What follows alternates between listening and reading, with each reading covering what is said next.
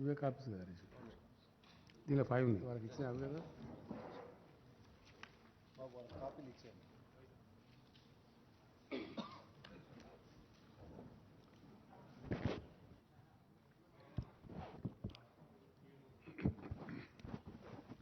మీరు తొందరగా ఇచ్చేస్తే బెటర్ అందరికీ.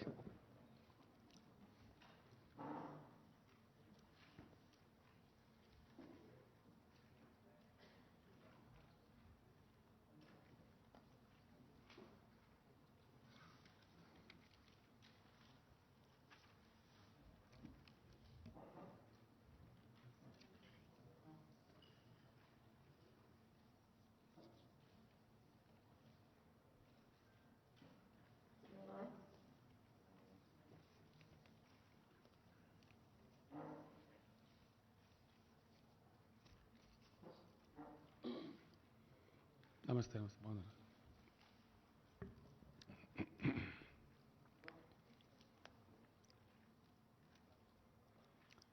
చెప్పేసుకుందాం కదా.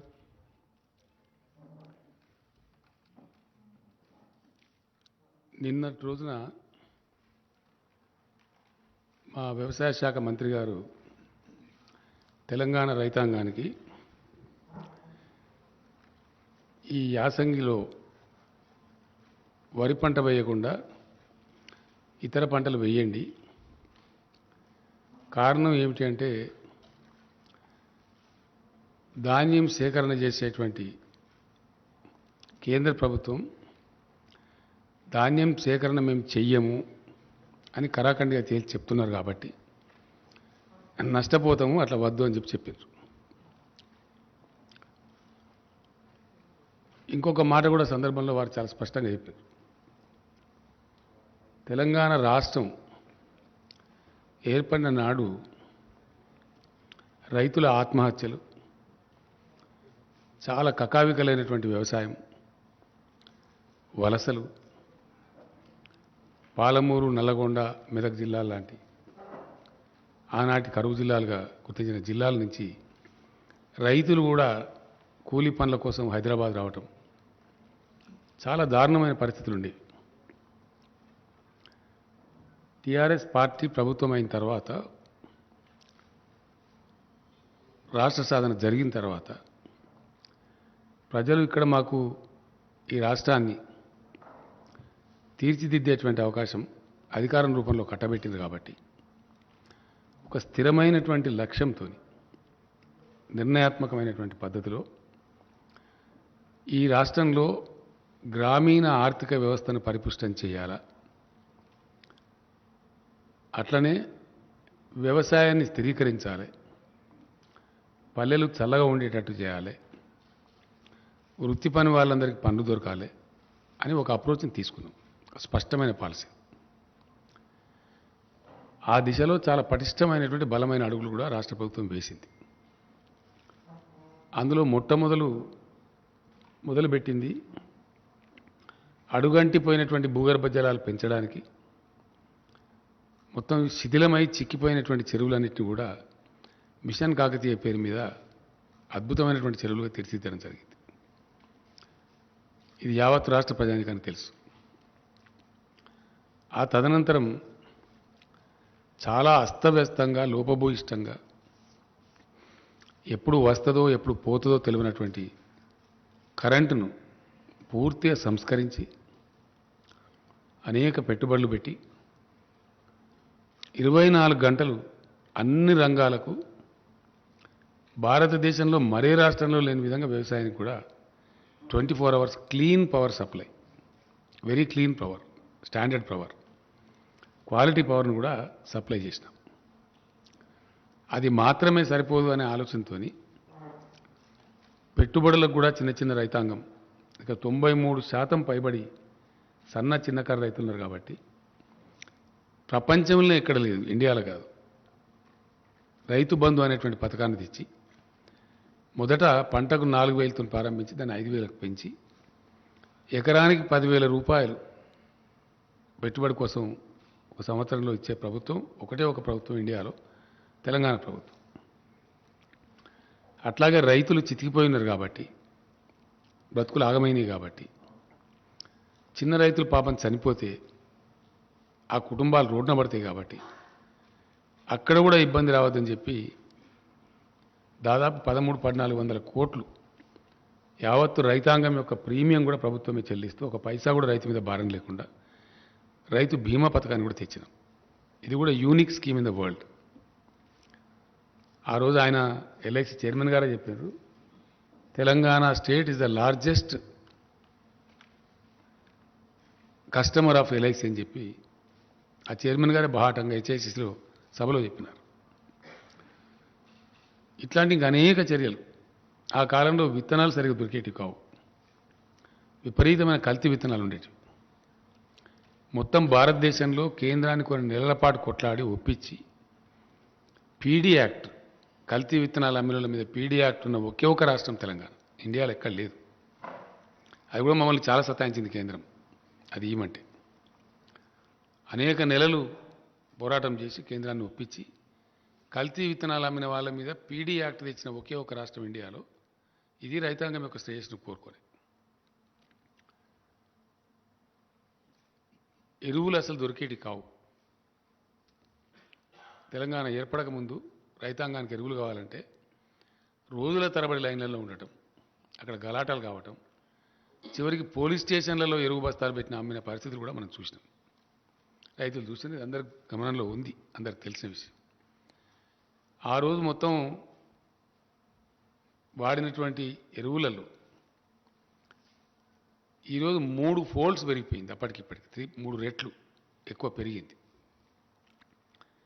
దాదాపు 50-55 లక్షల టన్నుల 2 పంటలకు కలిపి ఎరువుల వాడకం జరుగుతూ ఉంది. ఆ రోజు కేవలం 13-14 లక్షలు ఉంటేనే పోలీస్ స్టేషన్లో పెట్టి అమ్మించారు. కానీ కేంద్రాన్ని ఒప్పించి, ఆయన ఇప్పుడు లేరు పాపం, చనిపోయినారు, అనంతకుమార్ గారు అని మినిస్టర్ ఉండేప్పుడు, వాళ్ళని ఒప్పించి మాకు సమ్మర్లో ఇవ్వండి, ఎవరు తీసుకున్నప్పుడు మేము తీసుకుంటామని చెప్పి వాటిని పెట్టడానికి గోడౌన్లు కూడా నిర్మాణం చేసి అగమేఘాల మీద అది కూడా పునరుద్ధరించి మంచి విత్తనాలు అందుబాటులోకి తేవడం, ఎరువులు అందుబాటులోకి తేవడం, మిషన్ కాకతీయ ద్వారా చెరువుల పునరుద్ధరణ చేసి భూగర్భ జలాలు పెంచడం, 24 గంటలు క్వాలిటీ పవర్ సప్లై చేయడం, పెట్టుబడికి రైతు బంద్ చేయడం, దురదృష్టవశాత్తు రైతు చనిపోతే రైతు బీమా ఇవ్వడం. ఇట్లాంటి చర్యల వల్ల అద్భుతమైనటువంటి వ్యవసాయ స్థిరీకరణ జరిగింది. జరిగి దాని మీద ఈరోజు కరోనా లాంటి విపత్కర పరిస్థితి వస్తే 100% ధాన్యాన్ని ప్రతి గ్రామంలో దాదాపు 6,000 పైచీలకు కొనుగోలు కేంద్రాలు ఏర్పాటు చేసి రైతులు మార్కెట్కు రాకుండా ఒక దగ్గర జమ కాకుండా నెలల తరబడి, అనేక నెలల తరబడి ధాన్యాన్ని కూడా సంపూర్ణంగా కొనుగోలు చేసిన ఒకే ఒక రాష్ట్రం ఇండియాలో ఇలా తెలంగాణ. అంటే రైతులను కడుపులో పెట్టుకొని వాళ్ళని సాధాలని, వాళ్ళని ఒక లైన్లో పెట్టాలని అద్భుతమైనటువంటి కృషి చేసి లైనప్ చేసింది టీఆర్ఎస్ గవర్నమెంట్. ఇది జరిగిన చరిత్ర మీకు తెలుసు, అందరికీ తెలుసు, ప్రజలకు కూడా తెలుసు. అందరు రైతుల స్వానుభవంలో ఉన్నటువంటి మాట ఇది, వాళ్ళ సొంత అనుభవంలో ఉన్న మాట. గత 7 ఏళ్ల కింద ఎట్లా ఉండే, ఈరోజు ఎట్లా ఉన్నది ప్రతి రైతుని ఎవరినంటే చెప్తారు. ఇది జరిగింది. ఈ సందర్భంలో ఒక మాట ఇక్కడ చెప్పాల్సిన అక్కర్నది. భారత రాజ్యాంగ నిర్మాతలు ఆహార కొరత దేశంలో సంభవించినప్పుడు ప్రజలకు ఆహార కొరత రాకుండా చూసేటువంటి బాధ్యతను కేంద్రం మీద పెట్టారు. అందులో నుంచి పుట్టుకొచ్చిందే food corporation of India. Food corporation of ఇండియాకు దేశవ్యాప్తంగా ఆల్మోస్ట్ అన్ని, దేశంలో ఎన్ని తాలూకా సెంటర్లు ఉన్నాయో అన్ని తాలూకా సెంటర్లలో సైంటిఫిక్ గోడౌన్స్ ఉంటాయి. నెలల తరబడి, సంవత్సరాల తరబడి ధాన్యం నిల్వ చేయాల్సి వచ్చినా నిల్వ చేసేటువంటి సదుపాయం ఉండేది ఓన్లీ కేంద్ర ప్రభుత్వం దగ్గర, అది కూడా ఎఫ్సీఐ దగ్గర. తప్పిస్తే ఏ రాష్ట్రం దగ్గర కూడా ఉండదు, ఆ అవకాశమే ఉండదు. ఇండియాలో ఉండే ఏ రాష్ట్రం దగ్గర కూడా ధాన్యం నిల్వ చేసేటువంటి గోడౌన్స్ ఉండవు. ఉన్న కొద్ది రోజుల కోసమే ఉంటాయి తప్ప సైంటిఫిక్ గోడౌన్స్ ఉండవు. సైంటిఫిక్ గోడౌన్స్ ఇంటర్నేషనల్ స్టాండర్డ్లో కలిగి ఉన్న ఒకటే ఒక సంస్థ భారత ఆహార సంస్థ, that is food corporation of India. ఎందుకంటే ఎక్స్పోర్ట్ చేయాలన్నా without seeking any permission from anybody కేంద్రం చేయగలదు. లేదు ఇథనాల్ లాంటి ప్రత్యామ్నాయ వాడకానికి పంపాలన్నా కేంద్రం డెసిషన్ తీసుకొని పంపగలదు. ఈ అధికారాలు ఇవి కూడా ఏ రాష్ట్ర ప్రభుత్వానికి కూడా లేవు, అట్లానే తెలంగాణ ప్రభుత్వానికి కూడా లేవు. ఇది కూడా స్పష్టం. అంటే రాష్ట్రం, దేశంలో కరువు కాటకం, అతివృష్టి, అనావృష్టి వచ్చినప్పుడు ఫుడ్ సప్లైకి దోకా లేకుండా చేయాలి కాబట్టి, చాలా పెద్ద జనాభా ఉన్న దేశం కాబట్టి ఈ బాధ్యత కేంద్రం మీదనే ఉంది, రాష్ట్రాల మీద లేదు. ఇక్కడ ఒక రాష్ట్రంలో బాగుండొచ్చు, ఒక రాష్ట్రంలో బాగా లేకపోవచ్చు. బ్యాలెన్స్ చేసేటువంటి అధికారం కేంద్రానికి పెట్టిండ్రు, అది వాళ్ళ దగ్గరనే ఉంది. ఇప్పుడు ఏం జరుగుతూ ఉంది దేశంలో అంటే చాలా విచిత్రంగా, ఇప్పుడు ఉన్నటువంటి కేంద్ర ప్రభుత్వం తన బాధ్యతను విస్మరిస్తూ పూర్తి బాధ్యత రాహిత్యంగా మేము ధాన్యం తీసుకోము అని కాలికి పెడితే మెడకు పెడితే పెట్టేటువంటి మెలికలు తిప్పుతూ ఉంది. దీని మీద అధికారులు, సివిల్ సప్లై శాఖ మంత్రి గారు, ఇండస్ట్రీస్ మినిస్టర్ గారు, ఇంకా అనేక పనుల నిమిత్తం వెళ్తూ ఈ పని మీద కూడా అగ్రికల్చర్ మినిస్టర్ గారు చాలా ట్రిప్పులు ఢిల్లీకి చేసినాం. చాలా కన్ఫ్యూజ్ చేసినారు. వాళ్ళు ఎంఓయూ చేస్తారు, ఎఫ్సిఐ కేంద్ర ప్రభుత్వం నిరాకరిస్తుంది. ఇప్పుడు మీకు ఇచ్చిన కాగితాలలో ఉన్నాయి, మీకు ఇచ్చిన క్లియర్ సెట్స్ ఇచ్చిన 5 సెట్స్ ఇచ్చినాం మీకు. ఇప్పుడు మేము దానిలో రకరకాలుగా కాలుకు పెడితే మెడకు పెడితే కాలుకు ఎంత కూడా పెట్టడం జరుగుతూ ఉంది. ధాన్యం తీసుకోము అని చెప్పి నిరాకరిస్తున్నారు. రాష్ట్రాలు ఏం చేయలేవు, ధాన్యాన్ని తీసుకుని ఎక్కడ పెట్టాలి? రాష్ట్రం పెట్టే వ్యవస్థ లేదు, ఎక్స్పోర్ట్ చేసే అధికారం లేదు, మళ్ళీ కేంద్రం దగ్గర పోవాలా, ఆ నిల్వలు పెట్టేటువంటి గోడౌన్స్ లేవు. కాబట్టి రాష్ట్రం ఏం చేయజాలదు. చరిత్ర మొత్తం చూస్తే కూడా మనం మొత్తం స్వతంత్రం వచ్చిన కానీ చెప్పేదాకా గతంలో మీ అందరు గుర్తుండే ఉంటుంది, లెవీ బియ్యం సేకరణ అనేది. అప్పుడు ఆహారం ధాన్యం తక్కువ ఉన్నప్పుడు రైతు వేరే చోట అమ్ముకుంటా అంటే అమ్ముకొని ఇవ్వకుండా కూడా బలవంత పెట్టి లెవీ సేకరణ అని చెప్పి చేసేది. ఖచ్చితంగా ప్రతి రైతు, ప్రతి మిల్లర్ ఇంత ఇవ్వాలని చెప్పి చేసేది ఒక కాలంలో. ఇప్పుడు ఆ బాధ్యత కేంద్రం మీదనే ఉంటుంది. మొన్న ఈ మధ్య దాదాపు 4 రోజుల క్రితం ఎంత కొంచెం చిక్కు వస్తున్నదని చెప్పి తెలిస్తే నేనే స్వయంగా ఢిల్లీకి వెళ్ళి ఆ సంబంధిత శాఖ మంత్రి గారిని కలిసి మాట్లాడడం జరిగింది. ఎఫ్సిఐ ఎంఓయూ చేయడం, మీరు నిరాకరించడం, మరి ఇది సరైన పద్ధతి కాదు కదా. 1 సంవత్సరం టార్గెట్ మీరు ఎంత తీసుకుంటారో చెప్పండి మా రాష్ట్రం నుంచి, దాని ప్రకారం మేము రైతులకు కూడా చెప్తాం, పంట మార్పిడి చేసుకుంటామని చెప్పినాం. ఆ పంట మార్పిడి చేయించండి అని నాతో చెప్పిండు. ఆయన నాతో చెప్పడానికి మీకు ఇచ్చిన సెట్స్లో కూడా ఉంది.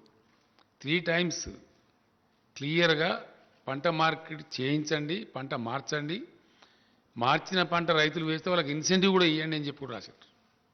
క్లియర్ మీకు ఇచ్చిన సెట్స్లో ఉంది, తీసుకోమని చెప్పి. ఇక్కడ ఇంకో విచిత్రమైన పరిస్థితి ఏంటంటే, ఈ బియ్యం దీనికి ఒక చిన్న కథ ఉన్నది, ఇది ప్రజలకు తెలియాలి కాబట్టి నేను చెప్తా ఉన్నాను. ఏంది కథ అంటే, వర్షాకాలంలో పండే పంటనేమో తక్కువ టెంపరేచర్ ఉన్నప్పుడు పంట చేతికొస్తుంది, అప్పుడు దానికి నూకలు కావు, మిల్లర్స్ కూడా ప్రాబ్లం ఉండదు. తెలంగాణ ప్రాంతంలో యాసంగిలో పండే పంట ఏదైతే ఉంటుందో అది ఫిబ్రవరి 20 తర్వాత ఫ్లవరింగ్ అంటే ఈంతేనే ధాన్యం వస్తుంది, లేకపోతే తాళైపోతుంది. ఫిబ్రవరి 20 తర్వాత న్యాచురల్గా మన దగ్గర టెంపరేచర్స్ పెరుగుతాయి. మార్చ్ ఏప్రిల్ దాకా వరి కోతలు జరుగుతాయి. అప్పుడు 35 డిగ్రీస్ దాటిపోతుంది. అప్పుడు ఏమైందంటే నూక అయిపోతుంది. ఆ నూక కావద్దు, ఎక్స్పెక్టెడ్ అవుట్ టర్న్ రావాలి అంటే దేశంలో కొన్ని రాష్ట్రాలలో బాయిల్డ్ రైస్ వినియోగం ఉంది కాబట్టి దాన్ని బాయిల్ చేసి మిల్లర్స్ తయారు చేసి ఇస్తారు. పబ్లిక్ డిస్ట్రిబ్యూషన్ సిస్టమ్ కింద కంట్రోల్ బియ్యం ఇచ్చేది ఏదైతే ఉంటుందో కేంద్ర ప్రభుత్వమే అన్ని రాష్ట్రాలకు కేటాయిస్తుంది కాబట్టి వాళ్ళు బాయిల్డ్ రైస్ తీసుకునేది యథావిధిగా రాష్ట్రాలకు పంపించి వాళ్ళు దాన్ని తీసుకోమని నిరాకరిస్తున్నారు. అంటే తెలంగాణలో యాసంగి వరి పంట అంటే బాయిల్డ్ రైసే, మామూలు రైస్ రాదు.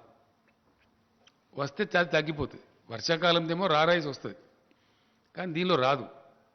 యాసంగిలో వరి పంట అంటే డెఫినెట్గా బాయిల్ చేయాల్సి వస్తుంది మ్యాక్సిమం.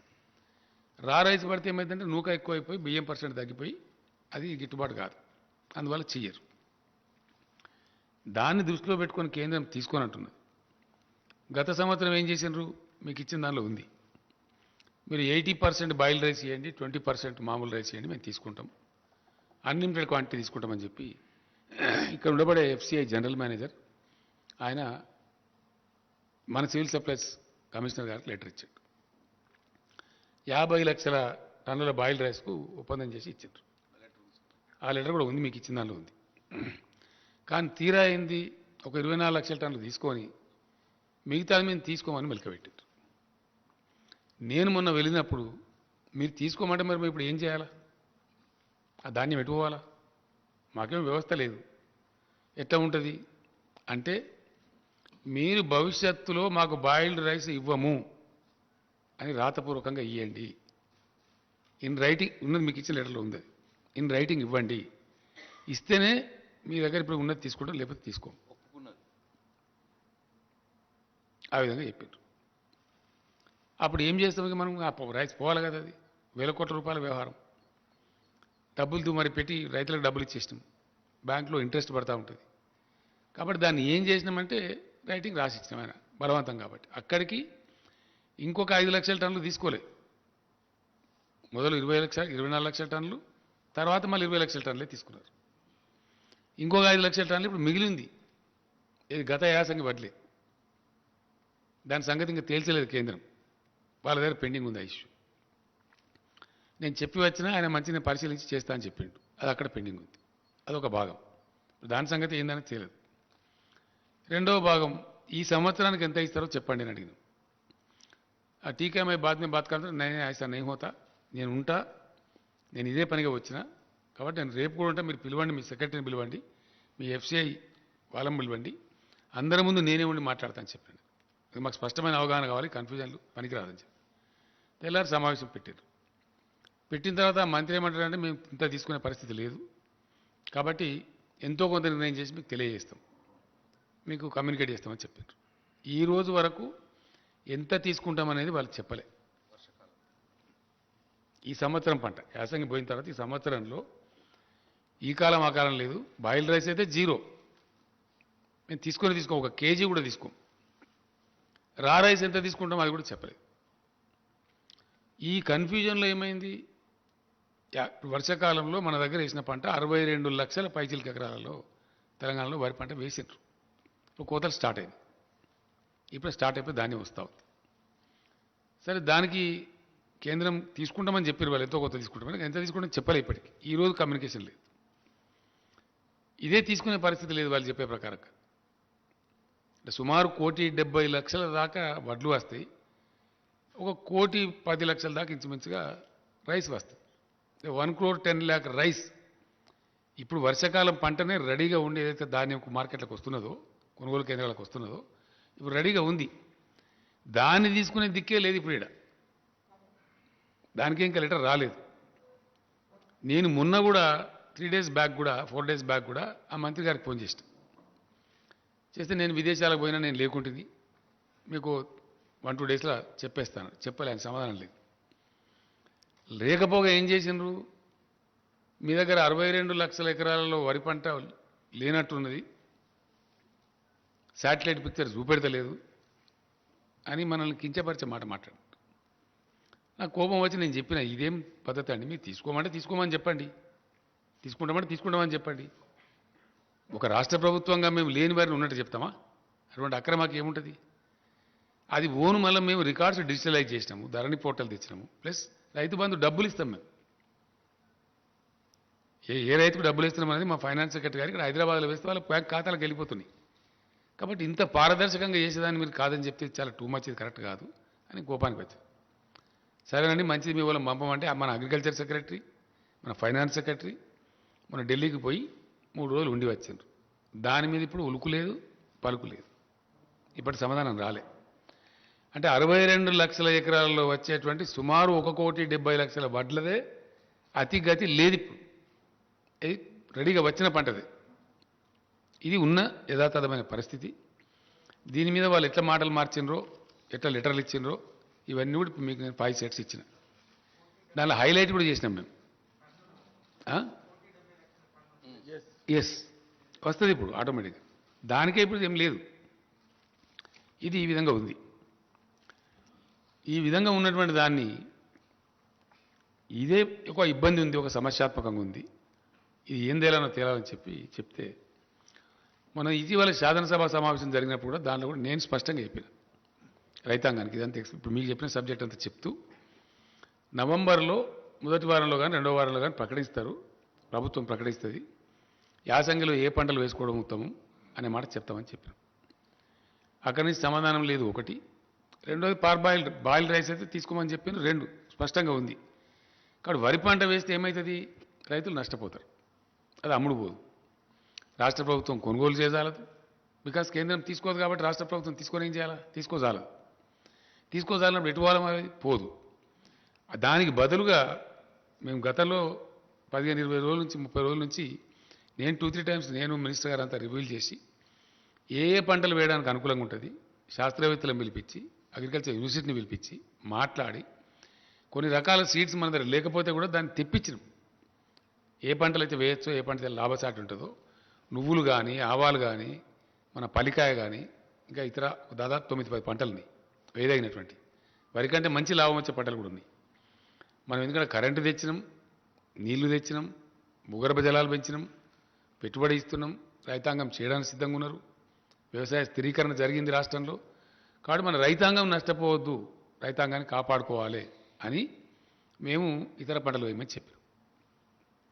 నిన్న వ్యవసాయ శాఖ మంత్రి గారు స్టేట్మెంట్ ఇచ్చారు. ఇది ధాన్యం పంట, దాని సేకరణ, దాని చుట్టూ ఉన్నటువంటి విషయం ఒక స్పష్టమైన అవగాహనతోని మేము చెప్పిన రైతులకు ఎందుకు చెడిపోయి ఎటుకాకుండా అయిపోయి గత్తరబిత్తరైపోయి ఆత్మహత్యలు చేసుకొని ఆగమైపోయిన తెలంగాణ రైతాంగాన్ని 7 సంవత్సరాల అవిరళ కృషి ద్వారా అనేక పటిష్టమైన చర్యల ద్వారా ఒక దరికి తెచ్చినాం మేము.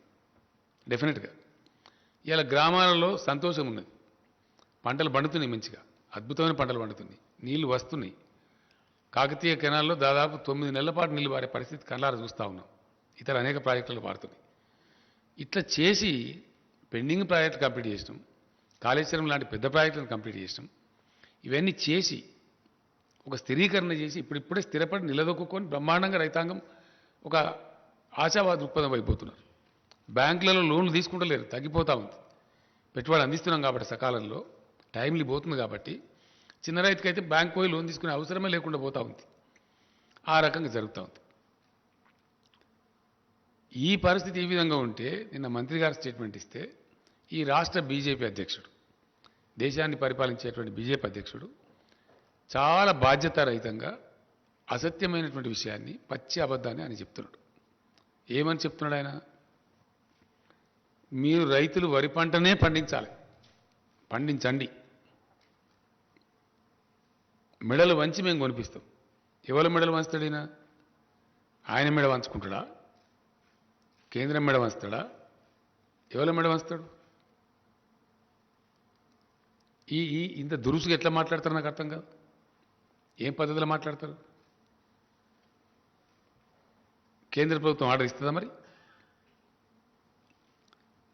నేను కూడా ఈరోజు చెప్తున్న రైతాంగానికి ఏంటంటే, తెలంగాణలో సామెత ఉంటుందండి, మంది మాటలు పట్టుకొని మార్మానం పోతే మళ్ళొచ్చే వరకు ఇల్లు కలిపింది. ఈ అడ్డదిడ్డం మాట్లాడి, బాధ్యత లేకుండా మాట్లాడి, అనధికారికంగా మాట్లాడి ఢిల్లీ బీజేపీ ఏమో ఇది చెప్తుంది, ఈ లెటర్లు ఇస్తుంది బాజాప్తా అఫీషియల్గా గవర్నమెంట్ జరిగే కరస్పాండెన్స్లో లెటర్స్ ఇచ్చి మేము కొనము, బాయిల్డ్ రైస్ అయితే 1 కిలో కూడా తీసుకోము అని వాళ్ళు కండిషన్లు పెట్టి రాసి డబ్బులు పేమెంట్ ఇవ్వకుండా రాష్ట్ర ప్రభుత్వాన్ని సతాయిస్తారు. ఈయన రాష్ట్ర అధ్యక్షుడిగా ఉండి, ఒక పార్లమెంట్ సభ్యుడిగా ఉండి పూర్తి అబద్ధాన్ని, పూర్తి పచ్చి తప్పును, పూర్తి నిర్లక్ష్య వైఖరితోని బాధ్యతారాహిత్యంగా ఏది పడితే అది మాట్లాడగలుగుతాము అనేటువంటి ఒక దీంతో ఆయన మాట్లాడాడు. అది పూర్తి తప్పు. ఆయనకు నెత్తి లేదు, నాకు కత్తి లేదు, ఆయనకేమి జిమ్మదారు లేదు, బాధ్యత లేదు. ఈ మాటలు చాలా మాట్లాడుతున్నాడు ఆయన చాలా రోజుల నుంచి. నేను కూడా క్షమిస్తూ వచ్చిన, నా స్థాయి మనిషి కాదు, చిన్నవాడు, పట్టించుకోలే. నా మీద వ్యక్తిగతంగా అడదిడంగా మాట్లాడినా పట్టించుకోలే. ఏనుగు పోతుంటే ఎన్నికలు మరుగుతాయని చెప్పి వదిలిపెట్టాం. కానీ మరీ టూ మచ్గా బాధ ఎక్కడ కలుగుతుంది? తెలంగాణ రైతులను 7 ఏళ్ల నుంచి మేము కంటికి నిద్ర లేకుండా కాపాడి ఒక స్థాయికి తెచ్చి వాళ్ళ అప్పులు కట్టిపించి వాళ్ళని గడ్డకేసి వాళ్ళు బాగుపడాలని మేము తీసుకొని పోతూ ఉంటే మొత్తం రైతాంగం యొక్క బతుకునే ఆగం చేసే విధంగా బాధ్యత లేకుండా నీకేం కావాలి? రైతులు ధాన్యం పండియాలి, నువ్వు ఢిల్లీలో తీసుకోవు, ఇక్కడ రోడ్ల మీద కూర్చొని ధర్నా చేయాలి, నీ రాజకీయ పబ్బం గడవాలి, అంతే కదా? నేను అనుకున్నది ఏంది? What is that we should understand. ఇలా నేను మాట్లాడాల్సిన అవసరం ఏమొచ్చింది ప్రత్యేకించి? నిన్న అతను స్టేట్మెంట్ ఇచ్చి ఒక కన్ఫ్యూజన్ క్రియేట్ చేసింది కాబట్టి డెఫినెట్లీ నేను రైతాంగానికి చెప్తా ఉన్నా, ఈ సొల్లు కబుర్లు నమ్మి, ఈ పనికి మాలిన మాటలు నమ్మి వరి పంట కనుక వేస్తే దెబ్బ తింటాము. ఇక తెలంగాణలో ఉండేటువంటి వాతావరణ పరిస్థితుల వల్ల యాసంగిలో వరి పంట మనకు క్షేమదాయకం కాదు. తీసుకునేటువంటి కేంద్రం చేతులు ఎత్తేస్తూ ఉంది. మేము తీసుకోమని నిరాకరిస్తూ ఉంది. కేంద్రం మొదటి నుంచి కూడా ఆనాటి నుంచి ఈనాటిదాకా రైతు వ్యతిరేకంగా పోతూ ఉంది. రైతు ప్రయోజనాలను కార్పొరేట్లకు అప్పచెప్తా ఉంది. సంవత్సర కాలం నుంచి ఢిల్లీలో రైతులు ధర్నాలు చేస్తూ ఉన్నారు, ఉద్యమాలు చేస్తూ ఉన్నారు. రైతుల మీద కార్లెక్కించి చంపుతా ఉన్నారు. రైతులను కొట్టుమని ప్రోవోక్ చేసి చెప్తా ఉన్నారు ముఖ్యమంత్రి స్థాయిలో ఉండే వ్యక్తులు. కేంద్ర మంత్రులు కార్లెక్కించి చంపుతారు, ముఖ్యమంత్రులేమో దాడి చేయమని చెప్తారు. అంటే ఎంత దూరమైనా పోయి రైతులను వీళ్ళు తొక్కివేసి అణిచివేసే పరిస్థితులు ఉన్నారు. కాబట్టి వాళ్ళ వైఖరి స్పష్టంగా తెలుస్తున్నది. కాబట్టి రేపు మనకు కూడా ఇదే పరిస్థితి సంభవిస్తుందని చెప్పి నిన్న మంత్రి గారు చాలా బాధ్యతతోని చాలా స్పష్టంగా రైతులను కాపాడుకోవాలనే ఉద్దేశంతో ఇంత దూరం తీసుకొచ్చి ఇంత మంచి పెట్టుబడి ఇచ్చి కరెంట్ ఇచ్చి మాకేమో బాధ్యత ఉంది. ఈ రాష్ట్రాన్ని తెచ్చినాం మేము, రైతాంగాన్ని ఒక దరికి తెచ్చినాం, వ్యవసాయాన్ని ఒక దరికి తెచ్చినాం. ఇలా సంతోషంతో ముఖాలు వెలుగుతున్నాయి. కాబట్టి 7 ఏళ్ళు చాలా మేము సహనంతో ఉన్నాం.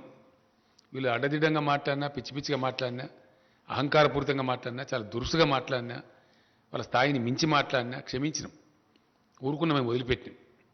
కానీ రైతాంగం జీవితంతోనే ఆడుకుంటాము మా చిల్లర రాజకీయాల కోసం. తెలంగాణ రైతులు ఏమైనా పర్వాలేదు, పంట పండించి వాళ్ళు మునిగినా పర్వాలేదు, కానీ మేము మాత్రం సొల్లుపురాణం మాట్లాడుతూనే ఉంటాం, అడ్డం పొడుగు మాట్లాడుతూనే ఉంటాం అనే పద్ధతిలో మాట్లాడినారు. కాబట్టి నేను ఇలా రియాక్ట్ అయ్యి ఇది చెప్పాల్సి వస్తున్నది. రైతాంగాన్ని హెచ్చరించుకోవాలి, రైతాంగాన్ని కాపాడాలి. కాబట్టి చెప్తా ఉన్నాను. డెఫినెట్లీ 100% వీళ్ళు చెప్పేది తప్పు. మొత్తం ఇంకొక విషయం కూడా ఇక్కడ స్పష్టంగా చెప్పాల్సిన అవసరం ఉంది. ఇది వ్యవసాయానికి సంబంధించి. ఎస్, డెఫినెట్గా నేను రైతులకు మనవి చేస్తూ ఉన్నా.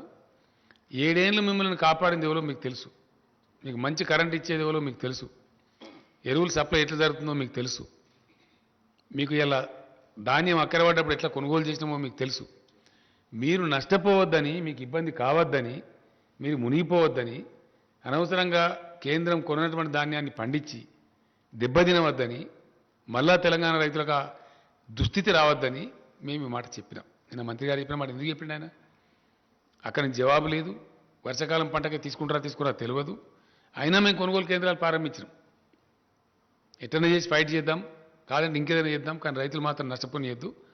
ఈ వర్షాకాలంలో వండిన పంట కొననైతే కొందాం, తర్వాత చూద్దామని చెప్పి ధైర్యం చేసి మేము కొనుగోలు కేంద్రాలు స్టార్ట్ చేస్తాం. కొనుగోలు కేంద్రాలు పెట్టాలని ధర్నా చేస్తారు వీళ్ళే, ఎక్కువ పెట్టాలని చెప్పి. ఢిల్లీలో ధాన్యం కొనరు వీళ్ళే. మళ్ళీ ఇప్పుడు యాసంగిలో పంట ఏమని చెప్పి బాధ్యతారహితంగా చెప్తారు వీళ్ళే. అంటే ఏంది ఇది? దీన్ని ఎట్లా అర్థం చేసుకోవాలా? ఇది బాధ్యత కలిగిన ముచ్చటేనా మాట్లాడేది? ప్రతి విషయంలో కూడా ఇదే మోసం, ప్రతి మాటలో కూడా ఇదే ఒక అహంకారంతో కూడుకున్న ముచ్చట. చాలా చూసినాం ఇట్లా. పెట్రోల్ డీజిల్ ధరలున్నాయండి. పెట్రోల్ డీజిల్ ధరలు అద్భుతమైనటువంటి పద్ధతిలో అబద్ధం చెప్పింది కేంద్ర ప్రభుత్వం.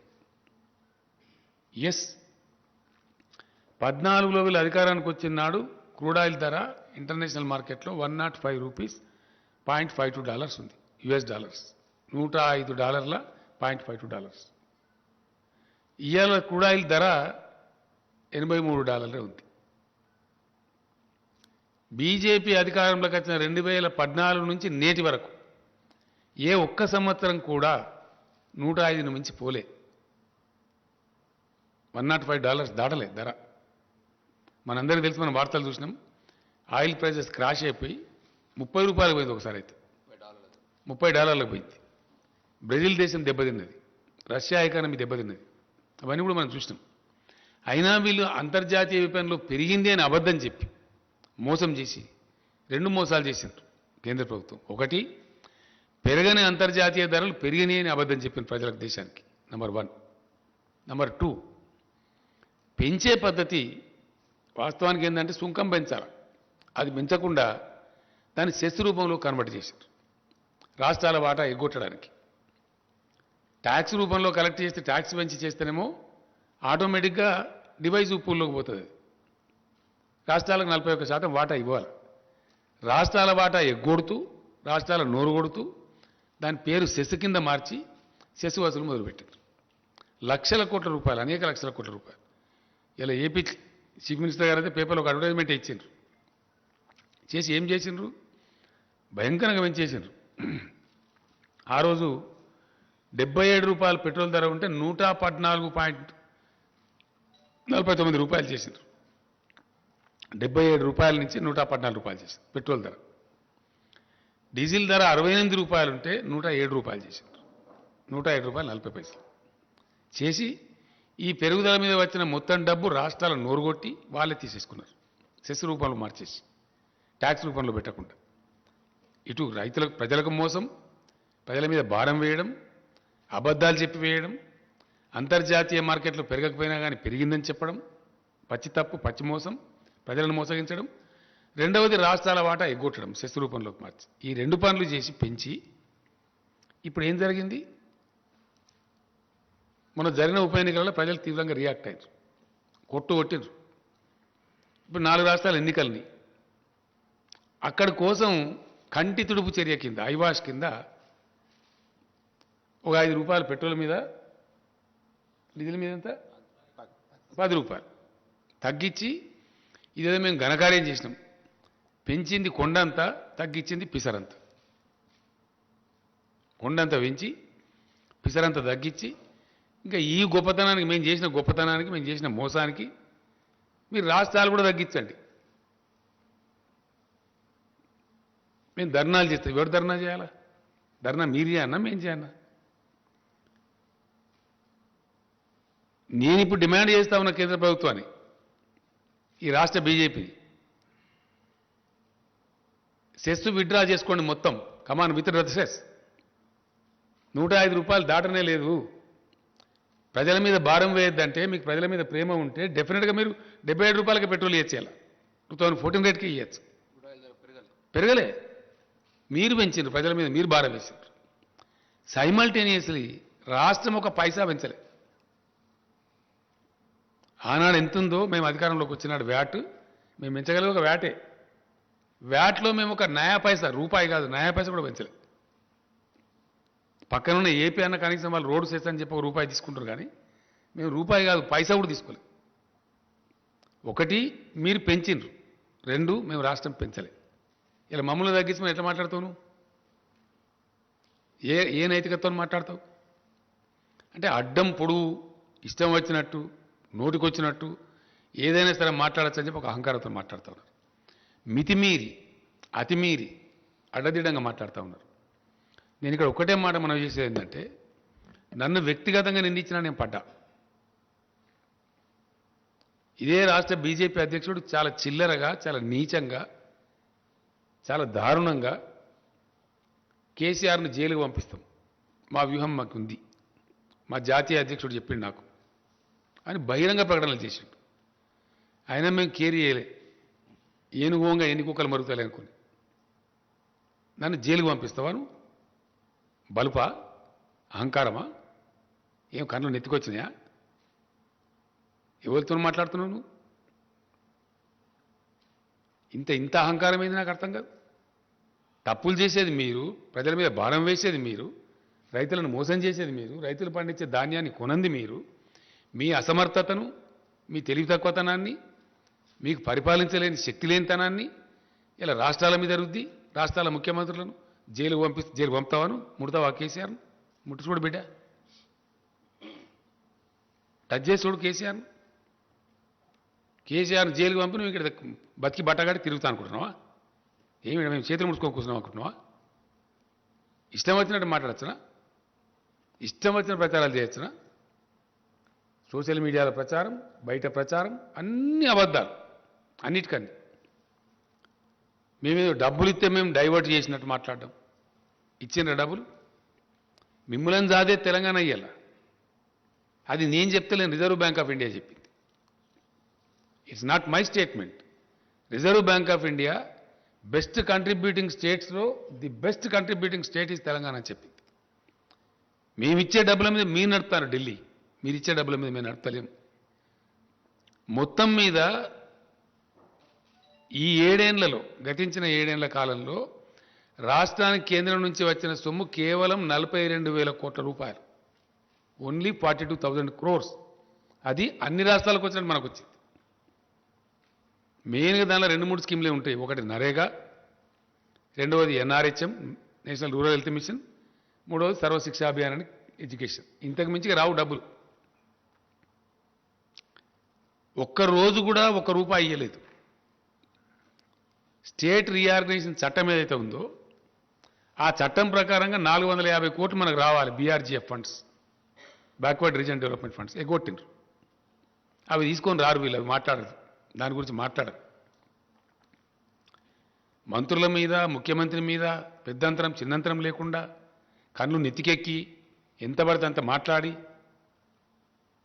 మేము ఎందుకంటే రాష్ట్రం కొత్తగా తెచ్చుకున్నాం, ఎందుకు మనకు పెద్ద కేంద్రంతో అంత పెద్ద అప్ఫ్రంట్ కన్ఫ్రంటేషన్ ఎందుకు, ఒక పద్ధతిగా రాష్ట్రాన్ని సెటిల్ చేసుకుందామని మేము ఓపిక వహించి సంయమనం వహించి కేంద్రం సహకరించకున్నా 5 సంవత్సరాలు హైకోర్టు విభజన చేయలే. ఎందుకు చేయలేదు నేను అడుగుతా ఉన్నా. ఏం కారణం చేసి చేయలేదు? మీది అసమర్థ ప్రభుత్వం కాదా? Why did not you separate the high court for 5 long years? What was the intention behind it? రాష్ట్రం వస్తుంది, రాష్ట్రానికి నీళ్ళ వాటర్ రావాలి. మేము అడిగినాం, కేంద్ర ప్రభుత్వాన్ని అడిగే అధికారం మాకు ఉంది కాబట్టి అడిగినాం. సెక్షన్ 3 కింద ట్రిబ్యునల్కి రిఫర్ చేయండి, మాకు వాటర్ తేల్చాలని చెప్తే ఈరోజు తెలుసరు. ఏం కారణం? మీ అసమర్థతనా, మీ అవివేకమా, మీ తెలివి తక్కువతనమా, మీ చేతగాంతనమా? అది చేత కాదు మీకు, అది మాట్లాడేది లేదు. బీఆర్జీఎఫ్ ఫండ్స్ 450 కోట్లు రావాలి, దాని గురించి మాట్లాడేది లేదు. చట్టం ఉంది, నవోదయ పాఠశాలల చట్టం ఉంది. ఇప్పటికీ 50 దరఖాస్తులు ఇచ్చిన ప్రధానమంత్రికి నేను 50. కొత్త జిల్లాకు ఒక నవోదయ పాఠశాల పెట్టి తీరవాలే కేంద్ర ప్రభుత్వం అని చట్టం ఉంది. ఇది యాక్ట్ ఉందండి, మీరు యాక్ట్ కింద మాకు ఇవ్వాలి ధర్మం అని చెప్పి కొత్త జిల్లాలకు నవోదయ పాఠశాల ఇవ్వమంటే ఒక్కటి కూడా ఇవ్వలే. నో. 157 కళాశాలలు, మెడికల్ కళాశాలలు మంజూరు చేస్తే తెలంగాణకు ఒకటి ఇవ్వలే. Not even 1. ఏడవన్నారు ఈ బీజేపీ నాయకులు? ఇక్కడ నుంచి ఉన్న కేంద్ర మంత్రి ఎక్కడ వండుకున్నాడు? ఇక్కడ నుంచి ఉన్న ఎంపీలు ఎక్కడ వండుకున్నారు? What is your answer? First దీనికి సమాధానం చెప్పు. ఇప్పుడు మేం పెడతాం ధర్నాలుగా. ఎస్, ఉత్తర భారతంలో రైతులు ఎవరైతే కొట్లాడుతున్నారో వాళ్ళకి అండగా నిలుస్తాం. రైతు వ్యతిరేక చట్టాలు మొత్తం విత్డ్రా చేసుకోవాలి, ధర్నా చేస్తాం. డెఫినెట్గా సీరియస్గా కొట్లాడతాం. పెట్రోల్ మీద పెంచినటువంటి సెస్సులు పెట్రోల్ డీజిల్ మీద వెంటనే విరమించుకోవాలి. మిమ్మల్ని పండనీయం, నిల్వనీయం. తెలంగాణలో పండించే వరి ధాన్యాన్ని పూర్తిగా కొనుగోలు చేయాలి. దమ్ముంటే ఈ రాష్ట్ర అధ్యక్షుడు నోటి మాటలు సొల్లు పురాణాలు మాట్లాడడం కాదు, పోయి తీసుకొని రా ఆర్డర్ను, నేను నిలబడేపిస్తా వరిధాన్యం. 70-80 లక్షలలో ఇప్పుడు వరిధాన్యం వేసే అవకాశం ఉంది తెలంగాణకు. అద్భుతమైన ఉత్పత్తి వస్తూ ఉంది. రైస్ మిల్లర్లు కూడా వాళ్ళ కెపాసిటీ పెంచుకున్నారు. తీసుకురా నువ్వు ఆర్డర్. నువ్వు కేంద్రం వడ్లు తీసుకుంటా అంటే కేసీఆర్ వద్దంటుండా? ఏం చెప్తున్నావు నువ్వు? ఎంత బాధ్యతారహితంగా మాట్లాడుతున్నావు? నువ్వు మాట్లాడవచ్చునా? అట్లా మాట్లాడి తిరుగుతా అనుకుంటున్నావు తెలంగాణలో? కేసీఆర్ బతుకుండగానే తెలంగాణ రైతులు నాగం చేస్తావా నీ సొల్లు పురాణంతో? చేయగలుగుతావా? దా, నువ్వు కొంటాను నిన్న మాట్లాడినావు కదా, మెడలు వంచుతాను. నీ మెడలు నేను వంచానా? మరి నీ మెడలు వంచులుగా ఇరుస్తాం డబ్బున ఒకళ్ళు రైతుల ధాన్యం తీసుకోకపోతే. తెస్తావా ఆర్డర్? నీ పార్టీ అధికారం ఉంది కదా ఢిల్లీలో, తీసుకొని రా. వారం లోపల తీసుకురా. అడ్డంపొడు మాట్లాడడం కాదు కదా, నీకు దమ్ముంటే. నిన్న రాత్రి కూడా మాట్లాడాను నేను. ఒకవైపునేమో పంటల మార్పిడి చేయించండి, వరిధాన్యం వేయించకండి అని రాతపూర్వకంగా ఇస్తారు, మీకు ఇచ్చిన సెట్లలో ఉంది, దయచేసి మీరు చూడండి అది. ఆన్ ద అదర్ హ్యాండ్ వరిధాన్యం వేయమంటావు నువ్వు అంటావు. ఢిల్లీ బీజేపీ వరిధాన్యం వేయొద్దంటది, ఇక్కడ సిల్లీ బీజేపీ వరిధాన్యం వేయాలంట. ఏది కరెక్టు? ఢిల్లీ బీజేపీ కరెక్టా, ఇక్కడ సిల్లీ బీజేపీ కరెక్టా? What is right? నేను మాట్లాడినా వ్యవసాయ శాఖ మంత్రి గారు, నేను కూర్చొని ఇది ఏం స్టేట్మెంట్ నాకు అర్థం కాదు, ఈ దరిద్రుడు ఇట్లా ఇచ్చిండు, ఇక బాధ్యత ఉందా, బరువు ఉందా, అసలు ఏం నాకు అర్థం కాదు తమాషా అని చెప్పి అడిగితే మాట్లాడితే నేను కేంద్ర మంత్రిని అడిగిన నిన్న, ఏమండి మరి నువ్వు నాకు స్వయంగా ఇట్లా చెప్పినావు, మార్చమని చెప్పినావు, నాతో రాయించుకున్నావు, బాయిల్డ్ రైస్ 1 కిలో కూడా ఇయ్యమని చెప్పి ఇంకో 5 లక్షలు నిధులను పెండింగ్ పెట్టుకున్నావు, ఈ సంవత్సరం టార్గెట్ ఇవ్వమంటే ఇస్తలేవు, ఇంకా తెలుస్తలేదు. మరి మీ అధ్యక్షుడు వరి మాత్రమే పండించండి, ఎట్లా కొనరో చూస్తాం. ఎవరు కొంటారు? నువ్వా నేనా కొనేది అడిగిన నేను ఐసా కైసా బోల్తే బోలే. ఇలా పేపర్లలో వస్తే తెప్పించుకొని చూడమని చెప్పింది. ఎలక్ట్రానిక్ మీడియాలో ఆల్రెడీ వచ్చింది, నువ్వు తెప్పించుకొని చూడు, పేపర్లు తెప్పించుకొని ఇలా మీ ఇంటెలిజెన్స్ ద్వారా తెప్పించుకోండి ఏం మాట్లాడిండో అని అడిగినాం. నేనేమంటున్నా అంటే నువ్వు తీసుకురా, ఆర్డర్ తీసుకురా, కేంద్రం కొంటా నేను వద్దంటున్నా. యాసంగిలో వరి పెట్టుకునే అవకాశం డిసెంబర్ ఎండింగ్ దాకా ఉంటుంది. నేను తెలంగాణ రైతాంగానికి ఒకటే మనవి చేస్తా ఉన్నా, డిసెంబర్ చివరి దాకా కూడా మనం వరి ధాన్యం పెట్టుకోవచ్చు. ఈ సిల్లీ బీజేపీ, దొంగ బీజేపీ ఆర్డర్ ఇస్తుందా? ఈ ఆర్డర్ తీసుకురా. 1.5 కోటి టన్నులు తీసుకుంటాం బాయిల్ రైస్ అని చెప్పి తీసుకురా. మొత్తం నేనే సీడ్ సప్లై చేయించి బ్రహ్మాండంగా నేనే పంట వేపిస్తాను నిలబడి. అన్ని జిల్లాల మంత్రులు ఎమ్మెల్యేలు నిలబడి బ్రహ్మాండంగా పొలాలు చేపిస్తాం, కావాల్సినంత పట్టేంత వాటర్ ఉన్నది, ఫుల్ పవర్ సప్లై చేస్తున్నాం, పెట్టుబడి ఇస్తున్నాం రైతాంగానికి. మేమే వేయిస్తాం మరి పంట, తీసుకురాను అంటే ఏమన్నట్టు ఇది? బాధ్యతారహితంగా ఇష్టం వచ్చినట్టు సొల్లు పురాణం మాట్లాడుకుంటా, అబద్ధాలు ప్రచారం చేసుకుంటా మేము ఇట్లా తిరుగుతామంటే ఇప్పటిదాకా చెల్లింది. But now you will face. వర్షాకాలం ధాన్యం తీసుకునేదాకా నిద్ర పోనీయం, యాసంగి పక్కకు పెట్టు. కేంద్ర ప్రభుత్వాన్ని నిద్ర పోనీయం, ఇక్కడ వీళ్ళని కూడా తిరగనీయం బజార్ మీద. మేం చేస్తాం ధర్నా. మీ ధర్నా సంగతి ఏందో మెడలు ఎవరి వంచాను, నీ వంచానా, నా వంచాను, ఎవరి వంచాను, ఏ ప్రభుత్వాన్ని వంచాను ప్రజల ముందు పెడతాం బజార్లో. చాలా ఇష్యూలున్నాయి, ఇంకా చాలా అనేకమైన ఇష్యూల్ని. ఇన్ని రోజులు ఎందుకన్నా మేము ఒక మర్యాదగా పద్ధతిగా కొత్త రాష్ట్రం కాబట్టి దీన్ని సెటిల్ చేసుకుందాం అని చెప్పినాం. అన్ని ఉల్టాపల్టా మాట్లాడతారు, ప్రతి విషయానికి ఉల్టాపల్టా మాట్లాడతారు, ప్రతి విషయానికి అబద్ధాలు చెప్పడం. మీకు చేత కాదు, మీరేం చేయలే. మేము కమిట్మెంట్ ఉన్నవాళ్ళం, మీ రాష్ట్రం తెచ్చిన వాళ్ళు. ఎస్, మేము దళిత బంధు పథకం తెచ్చినాం, 100కు 100% దాన్ని అమలు చేస్తాం. మాకు చిత్తశుద్ధి ఉంది, ఇట్స్ అవర్ ఎజెండా. స్పష్టంగా చెప్పిన ఉప ఎన్నిక రాగానే దొంగ మాటలు మాట్లాడడం, అబద్ధాలు చెప్పడం, సోషల్ మీడియాలో ఇష్టం వచ్చినట్టు అవాకులు చెవాకులు పెరగడం, ఇష్టం వచ్చిన పద్ధతులు ఎవరు పడితే వాళ్ళను ఏది పడితే అది మాట్లాడడం, ప్రజలను తప్పుదారి పట్టేయడం. ఇన్ని రోజులు మీ ఆటలు చెల్లినాయి బిడ్డ. మీ నోటికొచ్చినట్టు కూస్తున్నారు కారుకూతలు. దళితుల కోసం, గిరిజనుల కోసం పెట్టినటువంటి అట్రాసిటీ చట్టాన్ని పట్టుకొని ఒక విధవ లొటపీస్ చట్టం ఉంటాడు. ఎవరు లొటపీస్? చట్టాలు గౌరవం లేదు, కోర్టు గౌరవం లేదు, దళిత గిరిజన ప్రజలంటే భయం లేదు మీకు. ఏం తమాషా చేస్తున్నారా ఈ రాష్ట్రంలో? ఏమో మీ అరాచకమా? ఏం చేసింది మీరు? ఏ వర్గం ప్రజలు చేసినారు? మీ 7 ఏళ్ల పరిపాలన ఈ దేశానికి ఒరగబెట్టింది ఏంటి? ఒక్క మంచి పని ఉందా మీ కేంద్రం చేసిన, ప్రభుత్వం చేసిన మంచి పని? ఒక్కటి మీరు దళితులకు చేసిండ్రా, గిరిజనులకు చేసిండ్రా, బీసీలకు చేసిండ్రా, రైతులకు చేసిండ్రా, నిరుద్యోగ యువకులకు చేసిండ్రా? ఒక్క మాట మీద నిలబడ్డరా? 15 లక్షలు ఇస్తామని ఇచ్చిండ్రా? 2 కోట్ల ఉద్యోగాలు ఇస్తామని ఇచ్చిండ్రా? Yes, I'm questioning. As a party president, as a chief minister I'm questioning. ఏ మాట మీద నిలబడ్డారు మీరు? సందర్భం వచ్చినప్పుడల్లా భావోద్వేగాలు రెచ్చగొట్టడం. అయితే అంతర్జాతీయ సరిహద్దు భావోద్వేగాలు రెచ్చగొట్టాలి, లేకపోతే మతపరమైన భావోద్వేగాలు రెచ్చగొట్టాలి, ఓట్లు దండుకోవాలి. ఇదా రాజకీయం? ప్రజలతో చెలగాటమాడే పద్ధతి ఇదా? ఇలా మొత్తం నాశనం పట్టిన దేశాన్ని, దేశ జీడిపి మంట కలిసిపోయింది, ఫుడ్ సెక్యూరిటీలో నాశనం అయిపోయింది. నేపాల్ కన్నా, బంగ్లాదేశ్ కన్నా, పాకిస్తాన్ కన్నా తక్కువ ఉంటుందా ఇండియా జీడిపి? ఎవరి ఘనకార్యం ఇది? ఎవరి తప్పిది? మీకు చేతగాక, వ్యవహారం చేయరాక, అడ్డగోలు ట్యాక్సులు పెంచి ప్రజల మీద భారం పెంచుకుంటా, మొత్తం ప్రభుత్వ రంగ సంస్థలను ఊడబీకి ప్రైవేటైజ్ చేసి, ఎంత అద్భుతమైన సంస్థనండి ఎల్ఐసి. ఎల్ఐసి లాంటి సంస్థను ఎందుకు ప్రైవేటీకరించాలా? కేంద్ర ప్రభుత్వానికే 30-40 లక్షల కోట్లు ఇస్తారు వాళ్ళు డబ్బులు, మీ బడ్జెట్లో భాగంగా ఉంటుంది అది. అటువంటి బ్రహ్మాండమైన సంస్థలను నిర్వీర్యం చేసుకుంటూ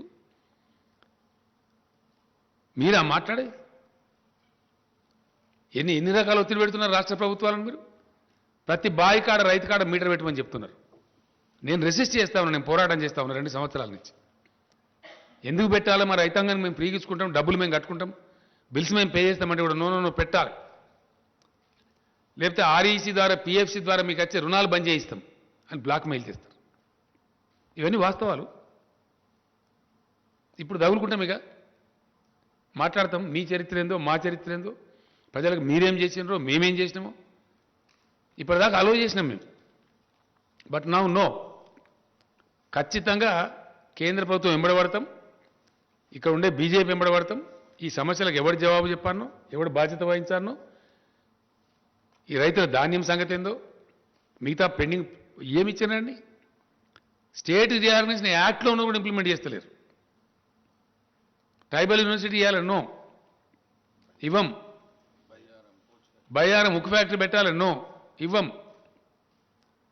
కోచ్ ఫ్యాక్టరీ పెట్టాలా ఇవ్వం. ఒక్క పని ఒక్కడన్నుందా పని? ఈ సోకాల్డ్ బీజేపీ అధ్యక్షుడు కానీ ఇంకోటి కానీ ఇప్పుడున్న కేంద్ర మంత్రి కానీ 10 రూపాయలు పనిచేసినరా తెలంగాణకు? 10 రూపాయలు ఏ పని చేసిండ్రు మీరు? ఒక ఇరిగేషన్ ప్రాజెక్టుకి ఇచ్చిండ్రా? నీతి ఆయోగ్ చెప్పింది మిషన్ కాకతీయ మంచి ప్రోగ్రాం 24,000 కోట్లు ఇవ్వని, మిషన్ భగీరథ మంచి ప్రోగ్రాం ఈవెన్ నీతి ఆయోగ్ రికమెండ్ చేసింది. సింగిల్ నా యాపై సేపలే 24,000 కోట్లు కాదు, 24 రూపాయలు కూడా ఇవ్వాలి.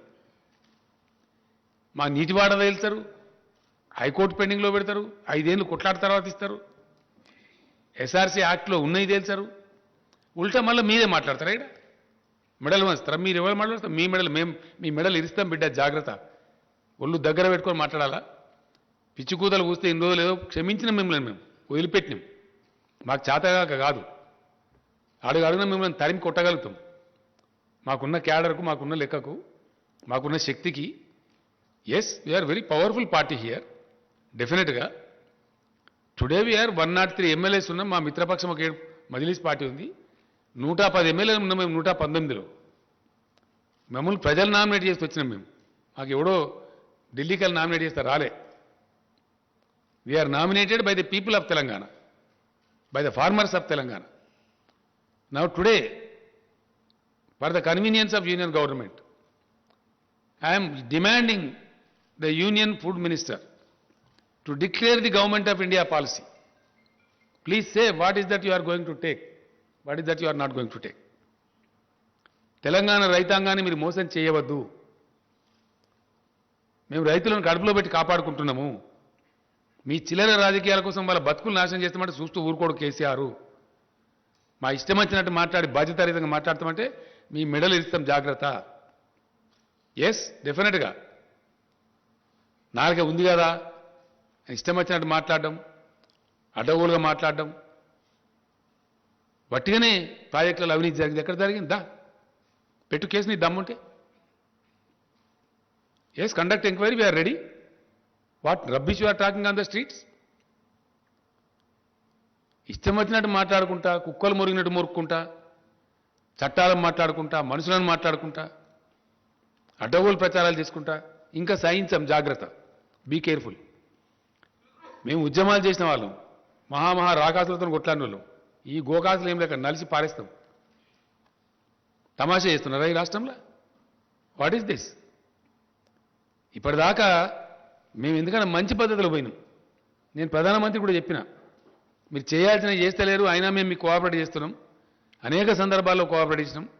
President of India election cooperate చేసినాం, Vice President of India election cooperate చేసినాం, అనేక బిల్స్ పాస్ చేసేటప్పుడు కోఆపరేట్ చేసినాం. మా మీద ఎందుకంటే మీరు అనవసరంగా ఇట్లా చేస్తారని చెప్పి నేను చెప్పిన, మర్యాదతో చెప్పిన. మేము సంస్కారవంతంగా ఉన్నామని చెప్పిన. ఇంత కుసంస్కారుల్లాగా, హీనుల్లాగా దిగజారిపోయి, రాజకీయాలను దిగజార్చుకుంటూ, రాజకీయ విలువలు దిగజార్చుకుంటూ, ఇష్టం వచ్చిన పద్ధతిలో మాట్లాడుకుంటూ ఎవరిని మోసం చేస్తారండి? ఎన్ని రోజులు చేస్తారు? ఎంతకాలం చేస్తారు? నువ్వు ఇప్పటిదాకా క్షమించడం కానీ బీ కేర్ఫుల్, జాగ్రత్త. నేను రాష్ట్ర బీజేపీ అధ్యక్షునికి వార్నింగ్ ఇస్తా ఉన్నా. నువ్వు మనిషివే అయితే, నీకు నిజాయితీ ఉంటే ఢిల్లీకి పోయి ఆర్డర్ తీసుకురా. యాసంగిలో వడ్డేమని చెప్పినావు కదా, మొత్తం ధాన్యం కేంద్రం మేము తీసుకుంటామని ఆర్డర్ తీసుకురా. పంటలు నేనే ఇస్తా, మంచి విత్తనాలు నేను సప్లై చేపిస్తా. అడ్డం పొడు ఇష్టం వచ్చినట్టు మాట్లాడతాం. కరెంట్ ఇస్తాం, నీళ్ళు ఇస్తాం, మందులు ఇస్తాం, అన్ని ఇస్తాం. మొత్తం కొనుగోలు చేసి అప్పగిస్తాం, ఒక గింజ లేకుండా. నేను రైతు సోదరులకు ఒకటే మాట మనం చేస్తా ఉన్నా, ఈ అల్లా టప్పగాల మాటలు పట్టుకుంటే దెబ్బతింటాము. మీ ప్రాంతాలలో మీ వ్యవసాయ అధికారులను సంప్రదించండి. వరి కాకుండా ఇతర పంటలే వేసుకోండి. వీళ్ళు మోసం చేస్తారు, మనకు తీసుకోరు. మా తనలాట ఏంటంటే మీరు మంచిగా ఉండాలని, మా రైతులు బతకాలని, పంట పండించిన రైతుకు 10 రూపాయలు రావాలని చెప్పి రైతు జేబులకు డబ్బులు రావాలని మేము కొట్లాడుతున్నాం. రైతును ముంచి రాజకీయం చేసి మీ ఓట్లకు మీ డబ్బాలకు ఓట్లు రావాలని వాళ్ళు కొట్లాడుతున్నారు. కుటిల నీతి ఇది. ఈ కుటిల నీతిని రైతాంగం గమనించాలి.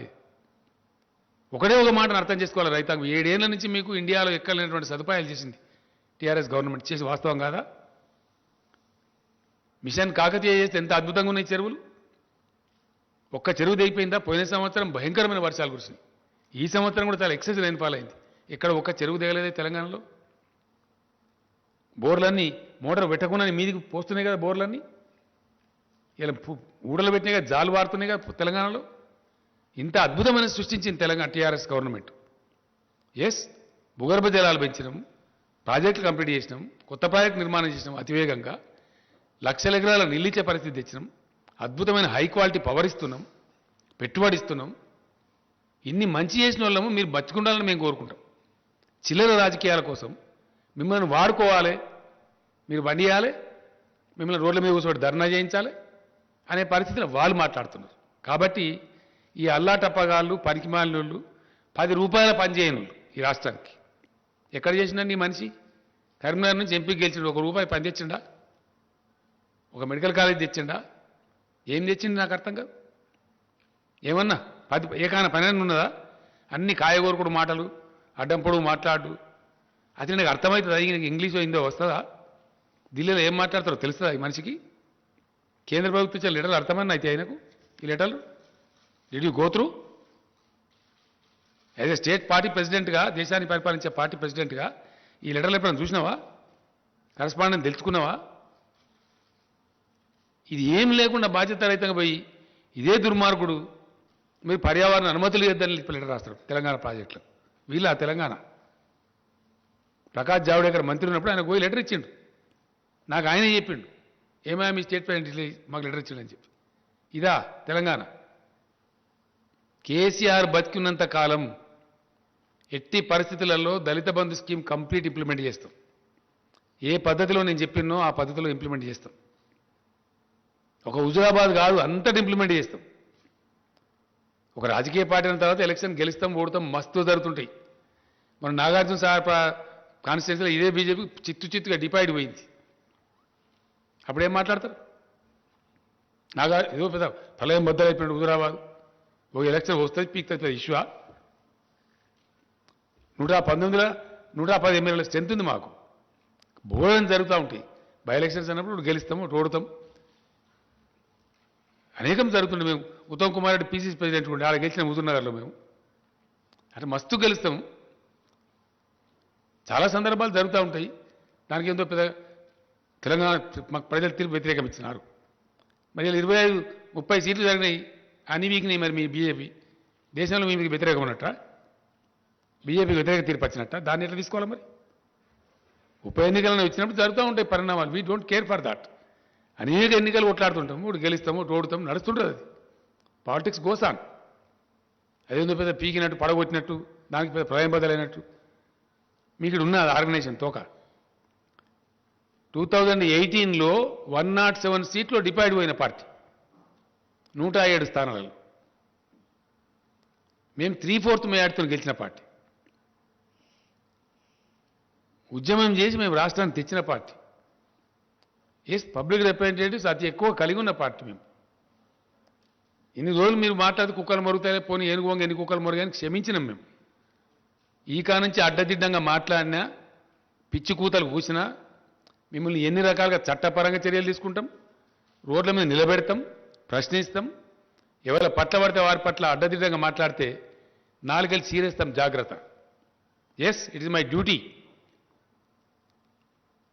తప్పకుండా నేను తెలంగాణ సాధించిన వ్యక్తిని, ఈ తెలంగాణను అద్భుతమైన ఒక శక్తి నిలబెట్టిన వ్యక్తిని నేను. నాకు బాధ్యత ఉంది, నాకు బరువు ఉంది. ఈ తెలంగాణకు ఒక గమ్యం ఉంది, లక్ష్యం ఉంది. అక్కడ తీసుకెళ్తున్నాం మేము.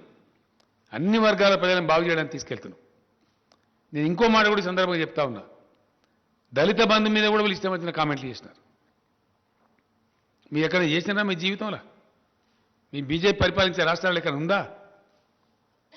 2000 రూపాయల పెన్షన్ ఇచ్చే ముఖం ఉందా మీకు అసలు? ఓ కళ్యాణ లక్ష్మి లాంటి స్కీమ్ ఉందా మీ బీజేపీ పాలిత రాష్ట్రాలలో? ఉందా? ఇక్కడ ఉందా? ఏ ప్రజలకన్నా మీరు మంచి చేసిర్రా మీ 7 ఏళ్ల పరిపాలనలో? ఎంతసేపు మత విద్వేషాలు రెచ్చగొట్టుడు, బార్డర్ చూపించుడు, పాకిస్తాన్ చూపించుడు, చైనాను చూపించుడు. ఆడ కూడా లెంకల పడ్డరు. వాడు వచ్చి చైనా దంచుతుండు అరుణాచల్ ప్రదేశ్లో. ఈ ఊళ్ళ కడుతుండు అక్కడ. ఆడ శాత కాదు, తోక ముడిచిరు అక్కడ. వాటికనే ఒకటి డ్రామా చేసి మత విద్వేషాలు రెచ్చగొట్టుడు, కుల విద్వేషాలు రెచ్చగొట్టుడు, పిచ్చి పిచ్చి కథలు చేసుడు, పచ్చి అబద్ధాలు ప్రచారం పచ్చి అబద్ధాలు. ఒక్కడన్నా నిజముందా? పెరిగిందా క్రూడ్ ఆయిల్ ధర ఇంటర్నేషనల్ మార్కెట్లో? పెరిగిందా? చూపిస్తావా? ఇంటర్నేషనల్ ప్రైస్ కదా, అబద్ధం చెప్పలేం కదా ఇవ్వలేం కూడా. పెరగకున్నా పెరిగిందని చెప్పలేదా మీరు? ఎట్లా పెంచింది మీరు? ట్యాక్స్లు ఎట్లేసిండ్రు? పెంచింది మీరు, ప్రజల మీద భారం మోపింది మీరు, ప్రజల చేతుల మీకు శిక్ష తప్పదు. We're demanding the government of India to withdraw all cesses on petrol and diesel immediately. ఆటోమేటిక్గా 77 రూపాయలకు వస్తుంది.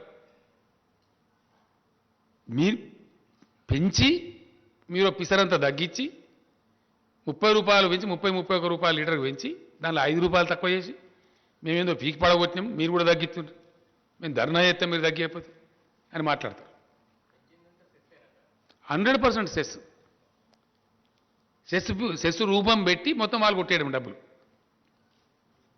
రాష్ట్రాలకు ఇయ్యారు వాటా. దాంట్లో డివైజివ్ పూల్లో రాజ్యాంగబద్ధంగా ట్యాక్స్ రూపంలో వస్తే సెంట్రల్ ట్యాక్సెస్లో స్టేట్లకు షేర్ ఇవ్వాలి, 41% ఇవ్వాలి.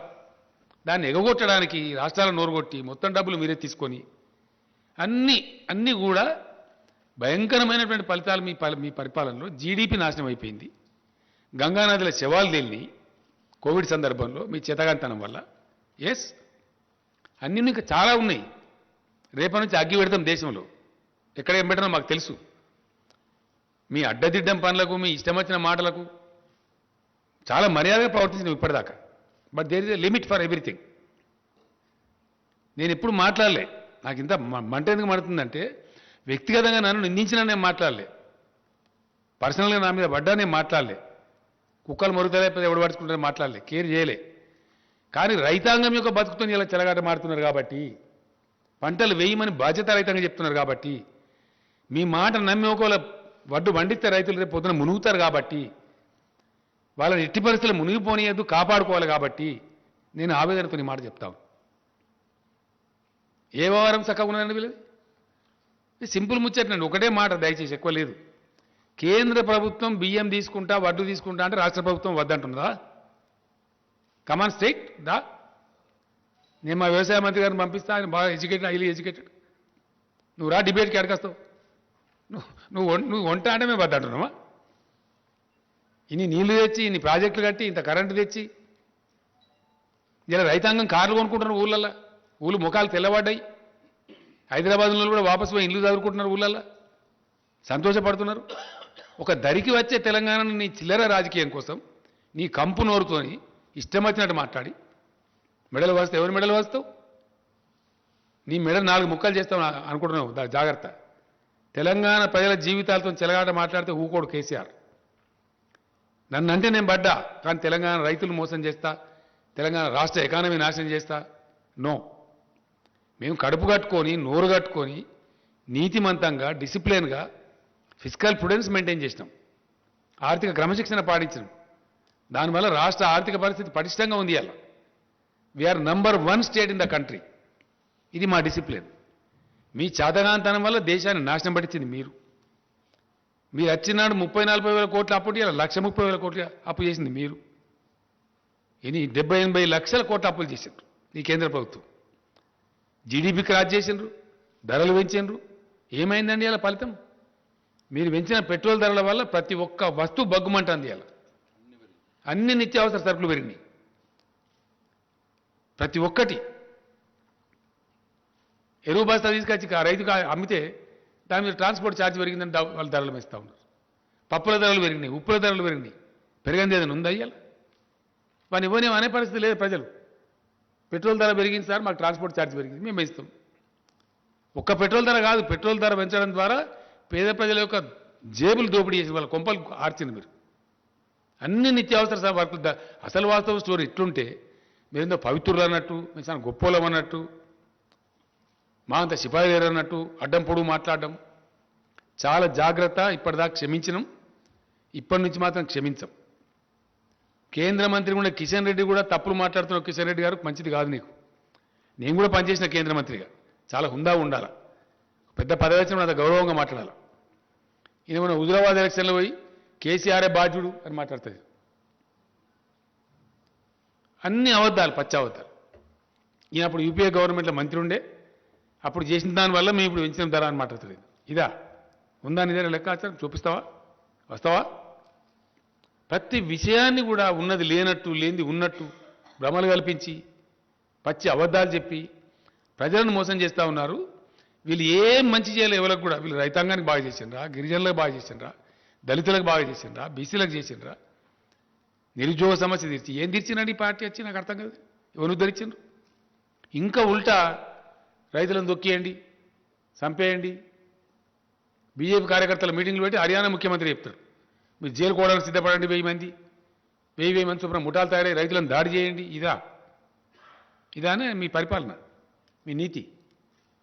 రైతుల మీద కార్లు ఎక్కించి కేంద్ర మంత్రులు పోయి ఇదేనా నీతి? 1 సంవత్సరం నుంచి చేస్తానే రైతులు ధర్నా అక్కడ. మీరు చేసిన దిక్కుమాలిన కార్పొరేట్ చేతిలో పెడతామంటే వద్దని చెప్పి మొత్తం మార్కెట్ కమిటీలు రద్దు చేస్తారు వీళ్ళు. రైతుల బతుకుని తీసుకుపోయి కార్పొరేట్ల చేతిలో పెడతారు వీళ్ళు. ఎస్, మీది అదే కదా ప్రయత్నం. మీది చెప్పడమేమో తేనె ఊసిన కత్తిలాగా. రైతు ఎక్కడైనా నమ్ముకోవచ్చు, అమ్ముకుంటాడు అనండి. 3 ఎకరాల రైతు, 5 ఎకరాల రైతు కొంచెం కర్ణాటకలో, తమిళనాడులో అమ్ముతాడా, ఢిల్లీలో కూడా అమ్ముతాడా? సాధ్యమయ్యే పనేనా? అంటే ఇరకబెట్టాలి రైతు. ఈ మోసం చేసి కార్పొరేట్ వాడింత ధర చెప్తే అంత ధరకు అమ్ముకోవాలి. ఆయన పొలంలో ఆయన జీతగానికి పనిచేయాలి. అగ్రికల్చర్ కార్పొరేటైజేషన్ కోసం చేసిన కుట్ర, భయంకరమైనటువంటి పద్ధతిలో జరుగుతున్న కుట్ర, అన్నిటినీ ఛేదిస్తామని బయట పెడతాం. ఎస్, డెఫినెట్గా రేపు పార్లమెంట్లో కూడా దద్దరిలో వేస్తాం. రాష్ట్ర హక్కుల కోసం కొట్లాడతాం. నీ ధాన్యం సంగతి కూడా పెడతాం రేపు పార్లమెంట్లో. ఇప్పుడు కూడా మేము పెడతాం డెఫినెట్గా. మా కోటా ఏందో నిర్ణయించమని చెప్పి జిల్లా కేంద్రాలలో ధర్నా చేస్తాం. 2600 రైతు కేంద్రాలలో ధర్నా చేస్తాం. అవసరం అనుకుంటే ఆల్ ఎమ్మెల్యేస్ పోయి ఢిల్లీలో ధర్నా చేస్తాం, ఇంక్లూడింగ్ చీఫ్ మినిస్టర్. మొత్తం తెలంగాణ క్యాబినెట్, తెలంగాణ ఎంపీలు, తెలంగాణ ఎమ్మెల్యేలు, ఎమ్మెల్సీలు అందరం కూడా పోయి, ప్రజాప్రతినిధులు, జడ్పీ చైర్మన్లు, స్థానిక సంస్థల చైర్మన్లు అందరం పోయి వేలాది మందిని పోయి వడ్లు కొనమని చెప్పి ధర్నా పెడతాం ఢిల్లీలో. ఇంకో నాటకం ఏంటంటే పంజాబ్లో మొత్తం ధాన్యం సేకరిస్తారండి. కంప్లీట్ 100% ధాన్యం సేకరిస్తారు. తెలంగాణ ధాన్యం ఎందుకు కొన్నారు నేను అడుగుతా ఉన్నా. మీ సమాధానం ఏంటి? ఫస్ట్ దానికి సమాధానం చెప్పు. నీ మెడల సంగతి, తోల సంగతి అట్లా ఉండదు. పంజాబ్లో మొత్తం సేకరించి తెలంగాణ ధాన్యం ఎందుకు సేకరించరు? కారణం ఏంది? కేంద్ర ప్రభుత్వం రాష్ట్రానికి ఒక నీతి ఉంటుందా?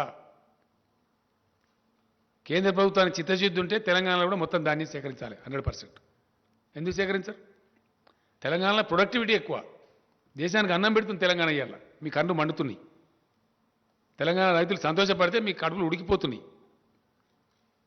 కాబట్టి పిచ్చి పిచ్చి ప్రేలాపనలు మానుకొని జాగ్రత్తగా మాట్లాడాలా, జాగ్రత్తగా వ్యవహారం చేయాలా. రైతులు కూడా చూస్తాం, ఒక వారం రోజులు చూద్దాం.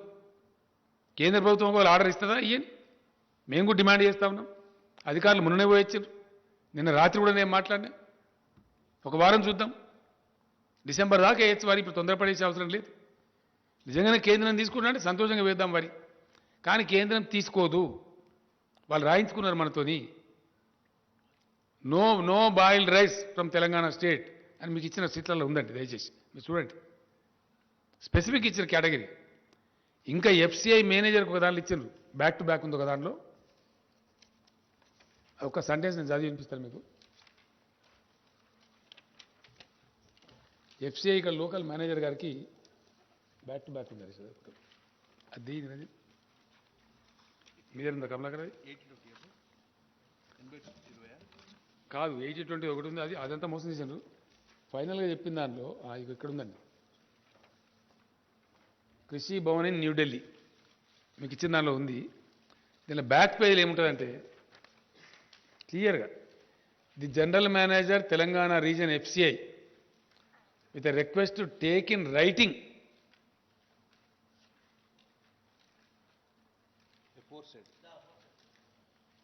ఎఫోర్సైడ్ కమిట్మెంట్ను దీనిలో ఉన్నది. ఇది రైటింగ్లో తీసుకొని మాత్రమే మీరు తెలంగాణ బియ్యం తీసుకోవాలి. మీ దీనిలో కూడా దయచేసి మళ్ళా మేము అడగము అని చెప్పి రైటింగ్లో చెప్తాం. ఇదేమో ఇట్లా పెడతారు కండిషన్లు. ఇవి అధికారిక ఉత్తర్వులు, కృషి భవన్ నుంచి వచ్చే ఆర్డర్స్. ఇక్కడనో మీరు వరే వేయండి, మేము మెడల్ వంచితే ఎవరి మెడల్ వంచాలా?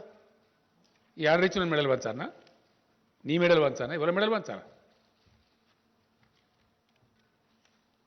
ఈ కాపీలో ఉందండి, దీనిలో బ్యాక్ టు బ్యాక్ ఉంది. దీనిలో వన్ పేపర్ ఇచ్చినాం మేము. దీనిలో క్లియర్గా ఉంది లాస్ట్ది. ఇక్కడ ఉండబడే ఎఫ్సిఐ జిఎంకి ఇచ్చిన ఆర్డర్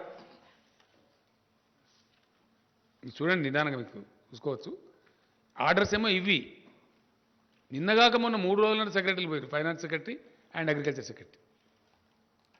కాలు పెడితే మెడకు లేదు, 60 లక్షల ఎకరాలు లేదు, శాటిలైట్ చూపి మేము అవద్దని చెప్తాం. హెలికాప్టర్స్ పంపిస్తే నేను తిరుగుతురా. వాస్తవాలు ఈ విధంగా ఉంటాయి, చెప్పే తప్పుడు మాటలు. కాబట్టి చాలా జాగ్రత్తగా ఒళ్ళు దగ్గర పెట్టుకొని మెదులుకోవాలి. రాష్ట్ర బీజేపీ అధ్యక్షుడు కానీ, రాష్ట్ర బీజేపీ నాయకులు కానీ ఇప్పటిదాకా క్షమించడం కానీ ముందరికి క్షమించము. పిచ్చి పిచ్చి కూతలు కూస్తే, పిచ్చి పిచ్చి మాటలు మాట్లాడితే, ప్రజలను తప్పుదో చెప్పించే మాటలు మాట్లాడితే మాత్రం చీల్చి చెండాడతాం, జాగ్రత్త. ఇప్పటిదాకా మన్నించిన కానీ ఇక మన్నించము. Thank you.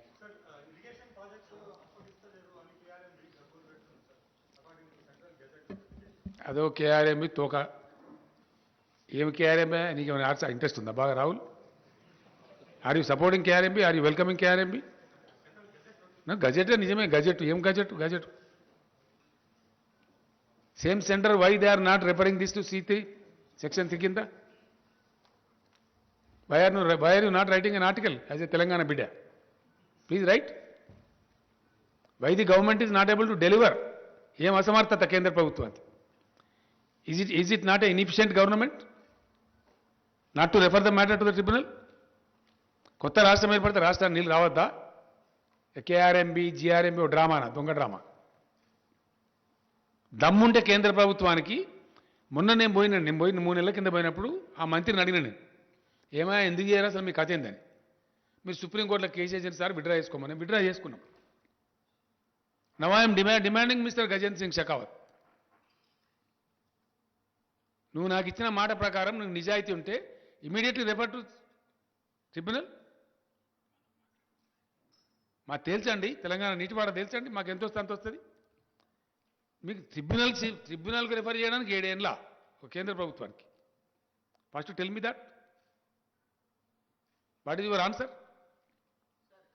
What the state president is doing? What the union minister here is doing? ఇక్కడ గెలవాలి, ఇక్కడ ఓట్లు కావాలి. తెలంగాణ నీళ్ళు వద్దా మరి? ఎందుకో మాట్లాడరు, అడ్డం పొడుగు మాట్లాడతారు. ఇక్కడ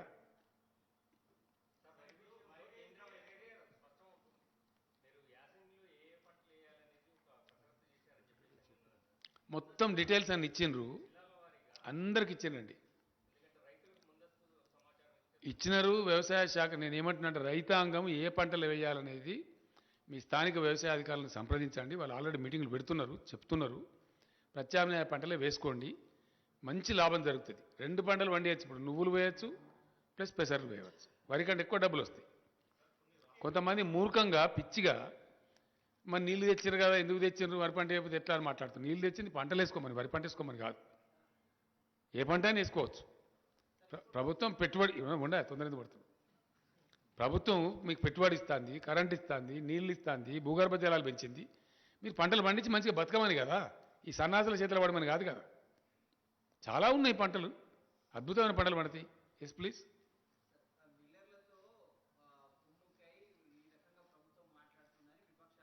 ఏ విపక్షమా? ఎవడెవడు తలకాలేనోడు? ఎవడు వాడు ఒకటేందే. నీ ఒకటే కరెక్ట్ కాదు, ఒకటి చెప్పు ఫస్ట్. నువ్వు చెప్పా, ఏ విపక్షమో చెప్పు. ఏ విపక్షమయా? నువ్వు ప్లీజ్ బీ పేషెంట్. ఏ విపక్షమో చెప్పు. నువ్వు వాడు తలకాయ ఉన్నాడా, తోకున్నాడా, మంచిగా గాడిదా? గాడిదా నాకేం తెలుసు, నాకు తెలియదు. నువ్వు చెప్పు ఏ విపక్షమో. మళ్ళీ ఇంకో ప్రశ్న ఇచ్చిపెట్టా, ఈ ప్రశ్న చెప్పు. ఆగ్రో ఇండస్ట్రీస్ కాదు, ఫుడ్ ప్రాసెసింగ్ ఇండస్ట్రీ. అది నీ బుడముండ వాదన, తలా తోకలేని వాదన. ఎవడా మాట్లాడినది నాకు అర్థం కాదు. నిపుణులు ఎవడా నిపుణుడు నాకు అర్థం కాదు. ఏడవాడు తీసుకురాపో. అట్లే అంటారు మరి ఎట్లా అంటారు క్లారిటీ లేదు. నువ్వు ఎట్లా అంటారు నువ్వు మరి క్వశ్చనే క్లారిటీ లేదు. ఫుడ్ ప్రాసెసింగ్ ఇండస్ట్రీ రావాలా దానికి 2-3 ఏళ్ళు పడుతుంది 4 ఏళ్ళు పడుతుంది పట్టదా నీకు కూడా ఉండాలి కదా జ్ఞానం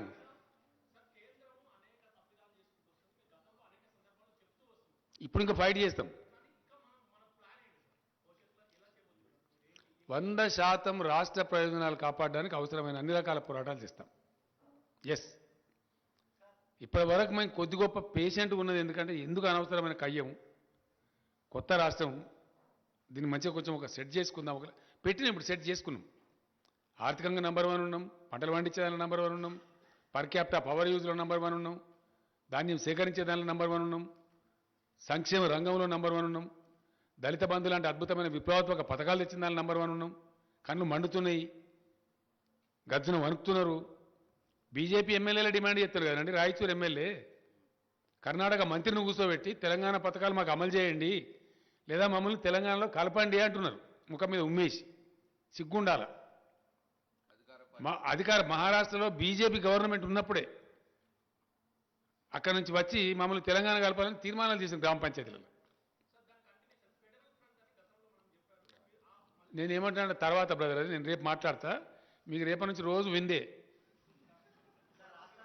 నేనే మాట్లాడతా ఇక డైరెక్ట్గా నేనే రంగంలోకి ఎందుకు దిగినా అంటే ఈ చిల్లరగాళ్ళు ఈ కిరికిరిగాళ్ళు కిరాయగాళ్ళు వీళ్ళు తెలంగాణ నాగం చేస్తే కేసీఆర్ మౌనం పాటిస్తాడా నా ప్రాణం పోయినా సరే ఎంత కష్టపడి రాష్ట్రాన్ని తెచ్చిన్నో ఎంత ఇష్టపడి దీన్ని డెవలప్ చేసిన్నో నాకు ఒక మాట బాగా గుర్తుందండి టీఆర్ఎస్ భవన్ తెలంగాణ భవన్ హైదరాబాద్లో ఇనాగ్రేట్ చేసినాడు తమిళనాడు నుంచి పీఎంకే అధ్యక్షుల వారిని పిలిచిన రామదాస్ గారు ఆయన వచ్చిండు ఆయన అన్నాడు ఆ బిల్డింగ్ చూసి పార్టీ ఆఫీస్ కట్టుకోవడానికి నీకు 1 ఎకరం జాగిస్తే ఇంత బ్యూటిఫుల్ కట్టినవు తెలంగాణకి ఇంకెంత బాగా చేస్తావో కేసీఆర్ అని నాతో దేవుని దేవాల తెలంగాణ వస్తుంది రామదాస్ గారు మీరు బతికే ఉంటారు నేను బతికే ఉంటా అద్భుతంగా చేసి చూపిస్తా తెలంగాణ అని చెప్పారు మొన్న ఈ మధ్య మాట్లాడినా కానీ కంగ్రాచులేట్ చేసి పేపర్లలో చూస్తున్నా చాలా అద్భుతమైన రాష్ట్రంగా పురోగమించినావు కంగ్రాచులేషన్స్ అని చెప్పి నా దీవెన ఉంది అని చెప్పాడు అది మాకుండే తృప్తి మేము తగ్గించామండి క్వశ్చన్ డజన్ నాట్ మేము పెంచలే కదా మేము పెంచితే కదా తగ్గించేది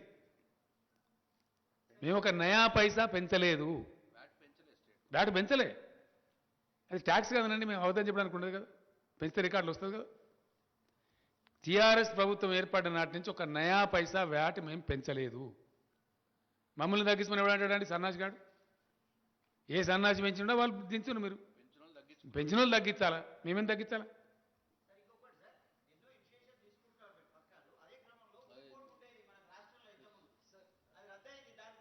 ఏంటిదండి ఏంటిది అది చెప్దాం మళ్ళీ చెప్దాం ఎస్ సెస్సెస్ నాట్ రెడ్యూసింగ్ అండి I'm demanding the government of India to remove the cesses levied by the government of India on petrol and diesel. Yes, total cess. It is possible because please, it is to the benefit of the country. Because without any increase of crude oil in the international market, the government of India has unnecessarily levied the cess on petrol and diesel, burdening the pockets of the poor people, middle class people.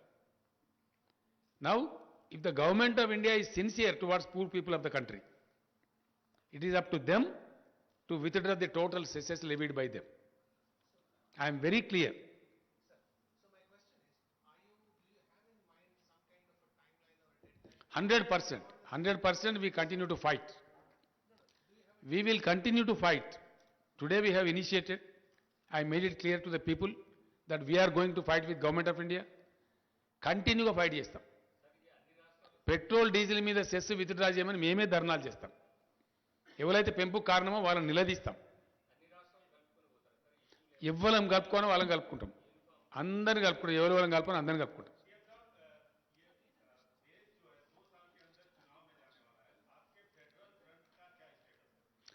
अभी हमने कुछ सोचा नहीं है उस बारे में। हमारे राज्य में जो हो रहा है, यहाँ के भाजपा के लोग जो उल्टा सीधे बातें कर रहे हैं, उनको लगाम लगाना मेरा काम है। मैं इस राज्य को लाने वाला हूं, पाने वाला हूं, हासिल करने वाला हूं, और इस राज्य को अच्छा बनाने वाला हूं, बना दिया हूं। ये मैं नहीं कह रहा हूं, ये किताब मैं खुद नहीं दे रहा हूं, रिजर्व बैंक ऑफ इंडिया दिया है। केंद्र सरकार खुद कईयों मुद्दों पर बात करते हुए पार्लियामेंट के अंदर कहा है, पार्लियामेंट में हर घर को पानी देने वाला, टैप दे के देने वाला कोई राज्य हिंदुस्तान में है, वो सिर्फ तेलंगाना है। हर घर को फायदा पहुंचाने वाला कोई राज्य तेलंगाना हिंदुस्तान में कोई है तो तेलंगाना है। ये बात मैं नहीं कह रहा हूं, केंद्र सरकार ने पार्लियामेंट में कहा है। तो इसलिए आगे के जल के क्या करना है, जरूर हम लड़ते रहेंगे, बिल्कुल हमारे हकों के लिए, हमारे लिए और देश के हकों के लिए।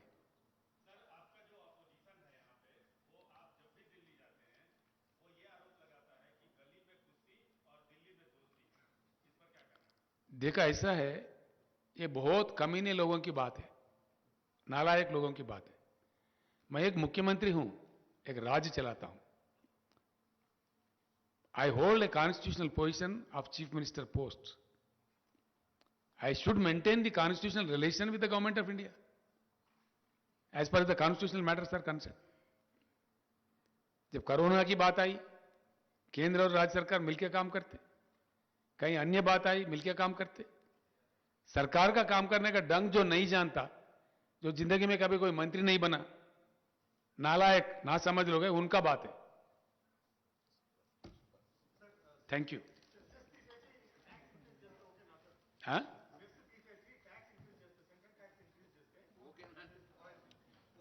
అసలు పెట్రోల్ డీజిల్ ధరలు పెంచడమే తప్పు.